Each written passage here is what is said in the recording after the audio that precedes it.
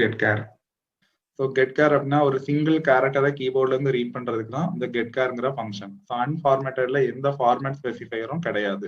So control string வந்து இங்க use பண்ண வேண்டாம். ஸோ கன்ஃபியூஷனே இல்லாம ஈஸியா இந்த ஃபங்க்ஷன்ஸ் யூஸ் பண்ணியும் நம்ம ரீட் பண்ணிக்கலாம், ரைட் பண்ணிக்கலாம்.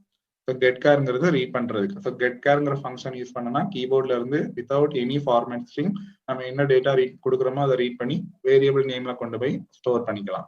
அன்ஃபார்மேட்டட் அவுட்புட் ஃபங்க்ஷன்ஸ் புட்கேர். ஸோ ஒரே ஒரு கேரக்டரை பிரிண்ட் பண்ணணும் அப்படின்னா புட்கேர் ஃபங்க்ஷன் யூஸ் பண்ணிக்கலாம். ஸோ புட்கேர் பிராக்கெட்ல வேரியபிள் நேம் கொடுத்தனா அந்த வேரியபிள் நேம்ல இருக்கிற அந்த வேல்யூவை வந்து பிரிண்ட் பண்ணிடும் அவுட்புட்ல.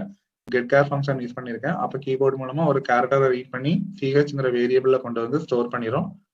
தென் அந்த கேரக்டரை பிரிண்ட் பண்றதுக்கு நான் புட்கேர் யூஸ் பண்ணி காமிச்சிருக்கேன். ஸோ புட்கேர் பிராக்கெட்ல வேரியபிள் நேம் கொடுக்கணும். சிஹெச்ங்கிற வேரியபிளை தான் ஆல்ரெடி ஸ்டோர் பண்ணேன். ஸோ சிஹெச்ங்கிற வேரியபிளை இங்கே கொடுத்தோம் அப்படின்னா அதுல இருக்கிற வேல்யூ வந்து எனக்கு பிரிண்ட் ஆகும். அப்போ அவுட்புட்ல பார்த்தோம்னா ஃபர்ஸ்ட் பிரிண்ட் ஆஃப்ல கொடுத்தது டிஸ்பிளே ஆயிரும் enter a character. Then get char function use பண்ணிக்கிறதுனால ஒரு கேரக்டரை இன்புட்டா கொடுக்கணும். நான் இ கொடுத்துருக்கேன். இந்த கெட் கேர் ஃபங்க்ஷன் அந்த இங்கிற கேரக்டரை ரீட் பண்ணி சிஹெச்ங்கிற வேரியபிள்ல கொண்டு போய் ஸ்டோர் பண்ணிடும். தென் நெக்ஸ்ட் லைன்ல த என்டர்டு கேர் இஸ் அப்படின்னு கொடுத்துருக்கேன். அது எனக்கு அப்படியே பிரிண்ட் ஆகும். தென் புட் கேர் ஆஃப் சிஹெச்னு கொடுத்துருக்கேன். அந்த சிஹெச்ல என்ன வேல்யூ இருக்கு, இங்கிற கேரக்டர் இருக்கு. இப்போ அந்த கேரக்டர் வந்து எனக்கு அவுட்புட்ல டிஸ்பிளே ஆயிரும். ஸோ இ. இங்கன்னா ஸ்லாஷ் n எதுவும் இந்த பிரிண்ட் ஆஃப்ல கொடுக்கல, அதனால கர்சர் வந்து நெக்ஸ்ட் லைனுக்கு போகல, சேம் லைன்லயே பிரிண்ட் ஆயிடுச்சு.